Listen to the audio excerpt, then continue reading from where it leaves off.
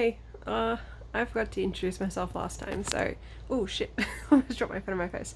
It's Lyle. Um, so today is day one of the readathon, and I'm attempting to read.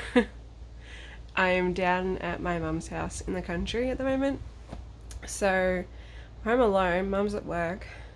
Her husband has gone shopping. So I'm just sort of like sitting out on the deck in the cold, sitting here reading and listening to murder podcasts, which is fun. But yeah, I started reading um, The Adventure Zone, this one here. Started reading that one. It's really good so far. The characters are just like beautifully drawn, and the voices are obviously pretty spot on. I mean, there's a podcast for the author, the writer, and the artist to refer to, so they can't really get it too wrong. But yeah, so I'm probably about just under halfway through that one at the moment. I've been reading it for probably about an hour, but struggling to sort of pay attention because the podcast is so damn interesting. So I probably shouldn't be multitasking, but whatever. I'm just enjoying the day, so yeah, pretty good so far. I'll try and keep you updated as I get along, but I probably won't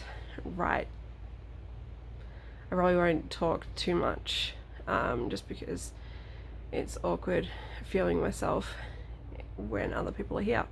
Also, this view itself is very uncomfortable because I'm lying down, so you get half my head.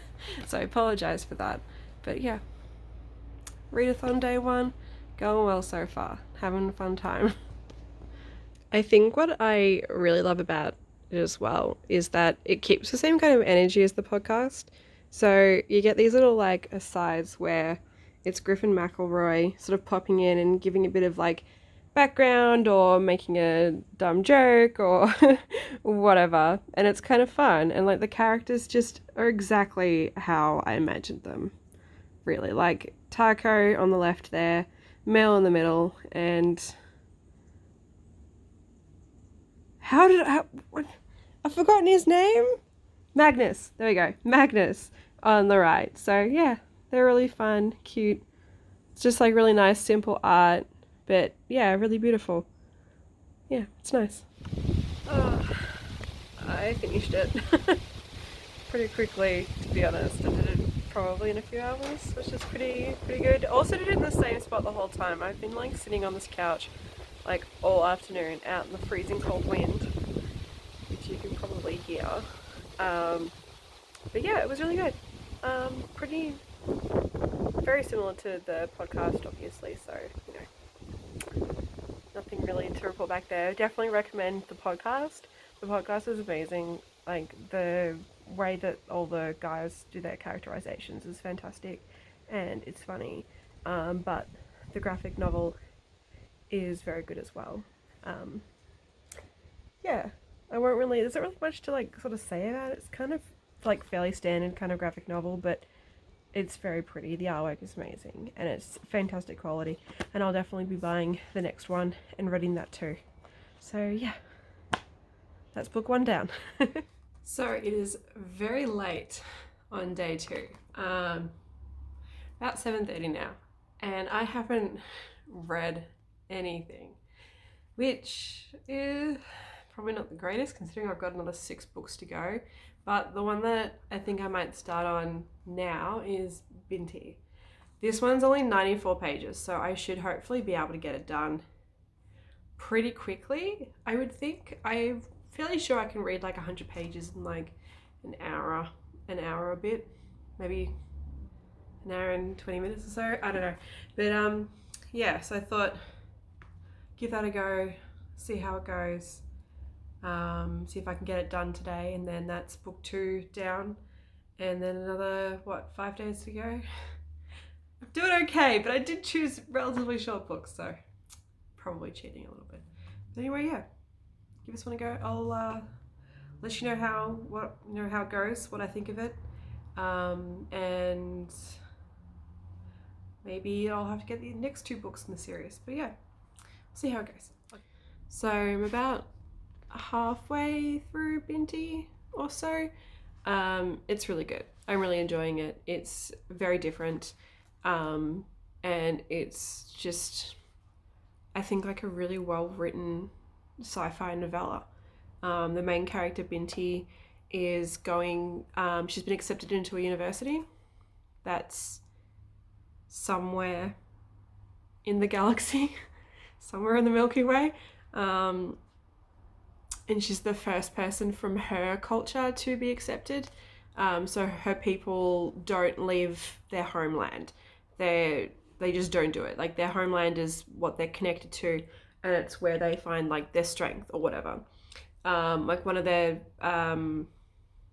traditions, I would say, is to rub this clay into their hair, into their skin. They use it to clean, from my understanding, but it's a really sort of traditional, sort of sacred kind of a thing that they do, which is really cool. And yes, it has a lot of like racism sort of discussed through it as well, because her people aren't particularly respected by other cultures.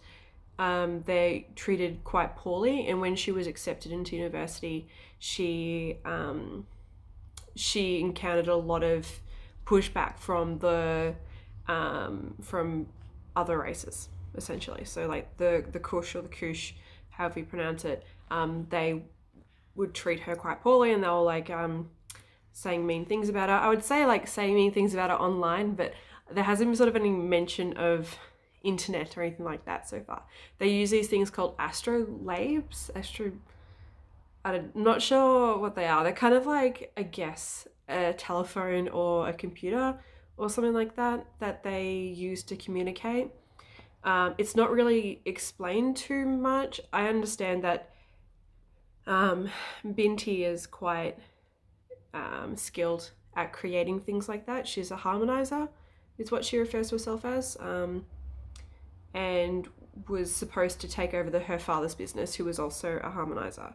But yeah, I won't go into too much more detail about things that happen, because there's, it's only a short book, so you can read that pretty easily yourself as well. But yeah, I don't want to give any spoilers or anything like that. But I'm about halfway through.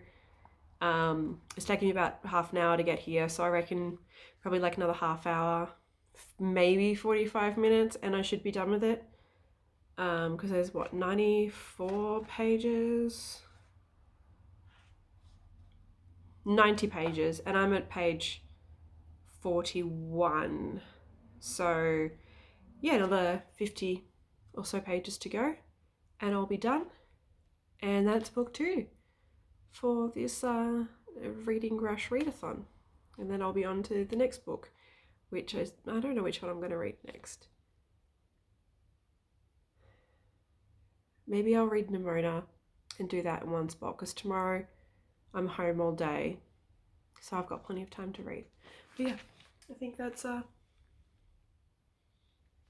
good update on where I am and what's happening. And yeah, so far I'd probably give this book about a 4 stars. The characterization and the world building is really interesting. Obviously it's limited in the fact that it's quite a short book, but it's really good so far. So yeah, so far I would recommend it. But yeah, I'll keep you updated, let you know how it goes when I get to the end. But yeah, all right, ciao. So I finished it. Yeah, no, it was really good. I really enjoyed it, and I definitely think I will pick up the next two in the series. I believe there is a total of 3 for these ones. But yeah, I really enjoyed it. It was so good, and I know Okorafor has written at least one other book that's not part of this series. I think it's Who Fears Death, it might be, but yeah, I really liked it. I really liked the way she writes as well. It's very matter of fact, and very good. It just fantastic world building, really. Yeah, definitely enjoyed it. So I'll be picking up the next one. But yeah, give Binti a read. I'll probably be giving it 4 stars. But yeah, on to the next one, I guess. So the next book in this readathon, which I think I will read Nimona tomorrow. I think that'll be the one that I start. That's the book that I gave the prompt, read in the same spot the whole time. So I'll have to read it in one particular spot. So if I start reading it tonight in bed, I'll have to read it in bed tomorrow, and I don't really like staying in bed all day. But yeah, it'd be comfortable. All right. Yeah, so I think that'll be the end of this video as well. I'm going to try and do maybe some more vlogging for the rest of the days in this readathon, and let you know how those books went as well. But thank you for watching. I hope this was somewhat entertaining. But yeah, ciao.